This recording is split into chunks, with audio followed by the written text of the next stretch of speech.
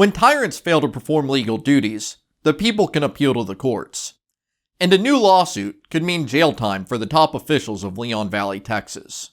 We're hoping that we can avoid having to take this to court because it's like a slam dunk win for us. Leon Valley residents are tired of the tyranny, and they're finally standing up to those bullies. In November, 800 residents signed petitions for a recall election to remove 2 of the city council members who empower Police Chief Joe Salvaggio and City Manager Kelly Kuenstler to abuse residents of and visitors to Leon Valley. So we have these petitions. So there's one for Donna Charles and one for Monica Alcocer. One's 93 So you're going to turn the camera off or step outside? The other officer said it was okay. We're allowed to talk. The supervisor Who said said. that? I don't think so. The other officer. Joel already told him? Yep, No, the other officer. as long as we leave the opening. Can y'all not block the entrance, please? Go ahead. So I don't know if you're able to just sign this. I'd like to be able to hear. I'll initial off that I've received it. Okay, cool. That would be good enough. The Leon Valley Police deprived me of my right to document exactly what was said during this historic moment, but the petitions were filed with the city and later certified as sufficient by the city secretary. Unless the city council members subject to the petitions resign, the city council must order an election for holding the recall vote. That election must occur on the next uniform election date, which is May 2nd, 2020. This is a mandatory duty. They have to do it. And the deadline to call the election is February 14th. Here's what happened when this resolution, which would have ordered the vote, came up on the city council agenda. May I suggest that this be divided into 2? Because there's one about elections and then one about the recall. And on the elections, all the councilors sign that we are called for the election. So can this be separated as 2 different topics? You're going to sign for both it's one resolution, and I need signatures from everybody for the one resolution calling both elections. It's one resolution for both. Okay. And everybody signs those all at the same time in the English and the Spanish version. So we'll do that. That didn't appear like that in my packet. It's in the one resolution. You can call an election, and then you can cancel an election. We have to call an election by certain dates.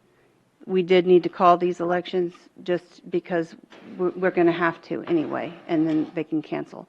So if there's any changes that need to be made, you can certainly make them in your motion. Okay, so I think we start with the citizens first and then the council second. So are there any questions from the citizens or guests in our chambers this evening on this agenda item 7.8?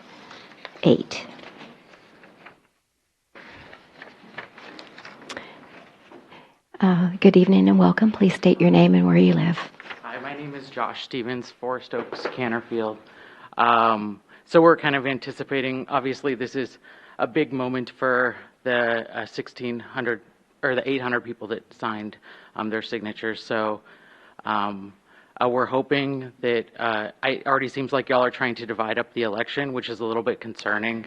But we're hoping that we can avoid having to take this to court because it's like a slam dunk win for us. It's just going to make the city, it's going to cost the city a lot of money to fight a lawsuit. So we're hoping, as per our charter and per Texas law, that these measures just get approved to go on the ballot like they should be. So thank you. Okay, thank you. Let me orient you to who's who up there on that city council. In the middle, you have Mayor Chris Riley. She's generally against the tyranny, but she doesn't have a vote absent a tie, and she's not able to second a motion. To her left is Monica Alcocer. She's one of the ones up for recall should they actually order an election. Next is Catherine Rodriguez. She was the one who was playing open records games with me a couple months ago. She's up for election. Next to her is Donna Charles, the other council member who will be on the recall ballot. With her head down is the city manager, Kelly Kuenstler. You know, the one who says, "We have insurance for that." Starting from the other side is the city secretary, Sandra Passelway. She's the one who I communicate with regularly to get copies of public information from the city. Will Bradshaw is the one council member trying to bring some sanity back to Leon Valley. Next to him is Matthew Hodde. The establishment appointed him to the council after they booted Benny Martinez. Benny Martinez was targeted by the establishment due to him standing up for the auditors and opposing Salvaggio's tyranny. Finally, to the mayor's right is a new outsourced city attorney. So we're back over here to the council on agenda item number 8. 7.8.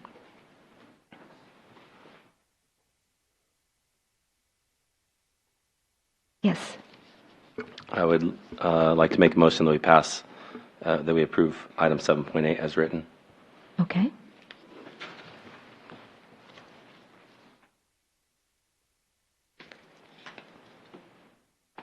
And we need a second.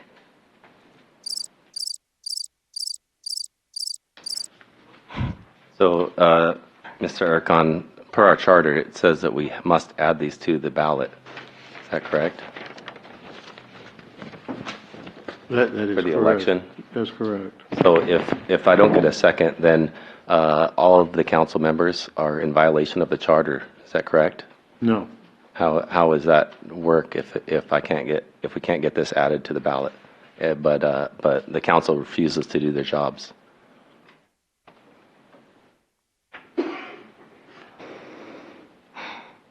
It's not a violation of the charter not to second a motion. You're right. You have a obligation to have the election. Okay. But it's not if you'll show me what charter provision you believe is being violated by a councilor not seconding a motion, I'll be glad to look at it. I would say we're violating the charter by not adding this item to to not have the election, to not add it to the ballot. But I don't believe there's any obligation to second a motion in the charter. It's a very peculiar situation, and I'm not sure what the solution is. But I'm just trying to answer your question. I understand. I'm not. I guess. And I would urge someone to second your motion just to be in compliance with the charter. But I don't think. I just want to be clear that I don't think the failure to do so. Right. That in itself, I understand, is not a charter violation. Yes, sir. That's what you're saying. I agree. Okay. If there's not a second, Then the motion fails. I understand that, but there's no election? Is this the last day you have? No? All right. Well, at this point, I would recommend continuing this item over to the next agenda. I would like to discuss this further. Why can I not get a second to follow the charter? Why is everybody... I understand that there is a team at work here of council members that are all on one side, and I'm the lone council member on the other side. But I just find it very disheartening that you've continue to refuse to listen to the voice of the citizens of the city. Okay. Ms. Charles, do you have something to add? I would agree with calling the general election, but may I debate each of the allegation points prior to making a decision whether to second it or not? Well, we have to have a motion and a second, and then we have discussion. So if we don't have a second, we can't have discussion. That's my... Under Robert's rules, that is correct, Yes. Mayor. Mm-hmm. So we need a second in order to have discussion. May I be excused? I think this is done and over for now. Okay. So at approximately 8:10, Ms. Alcocer leaves. Okay.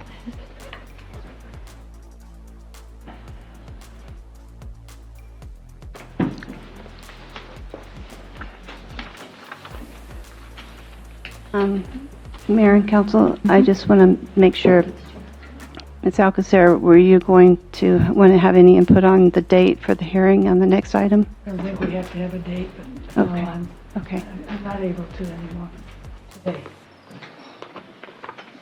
that can be, isn't mandatory today either. Okay, so we have a motion to adopt the agenda item 7.8 as presented. It dies for a lack of a second. Later that week, 5 residents filed this lawsuit. It's a petition for a writ of mandamus. A writ of mandamus, if issued, compels the government officials to perform their legal duty, and after it's issued, if they still fail to perform their duty, they could go to jail. The lawsuit's straightforward. They request the court to issue a writ of mandamus to the members of the city council, ordering them to place the recall election on the ballot for May 2nd, 2020. To do this, the elections office requires that it have notice of the placement on the ballot by February 14th, 2020. This is an emergency petition. Approving the election order will save the city money by allowing the city to hold a joint election with Bexar County. And the delay means that people who want to sign up for a place on the ballot will have only a few days to do so before the deadline. Now this matter is black and white. The city council members have to do this. They have to order this election. They all have to sign it. It's not discretionary. And I guess I shouldn't be surprised that there's just more tyrannical activity out of this city.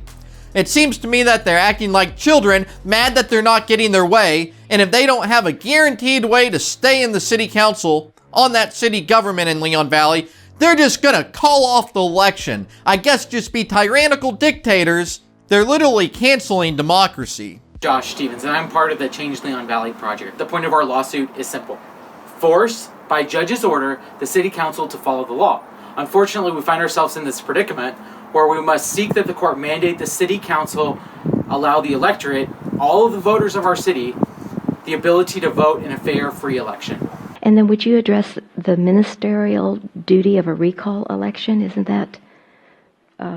Here's what I'm going to do, and I'm going to ask the city manager at the next meeting that there be an executive session so I can advise city council in a confidential setting what the issues are related to not going ahead and going forward with the election. But I would ask that we could do that in an executive session. Okay. In Texas, it's against the law to have a walking quorum. That's where people on a legislative body meet outside of public meetings to decide which way they're going to vote or what their position is. Since there was no second on that motion, there was not even a way for them to debate the merits of whether the order should or should not be passed. If there were any communications about denying the second, that would be a serious violation of Texas law. It's pretty chicken that they don't even have the guts to bring it up for a debate and put their vote on the record. Big change could be coming for Leon Valley this May, but it appears that the tyrannical establishment is going to drag its feet and play dirty games to do everything they can to prevent that change from happening. To make sure you catch all of the important Leon Valley updates, enable all notifications and subscribe to my channel. Thank you for watching and have a great day.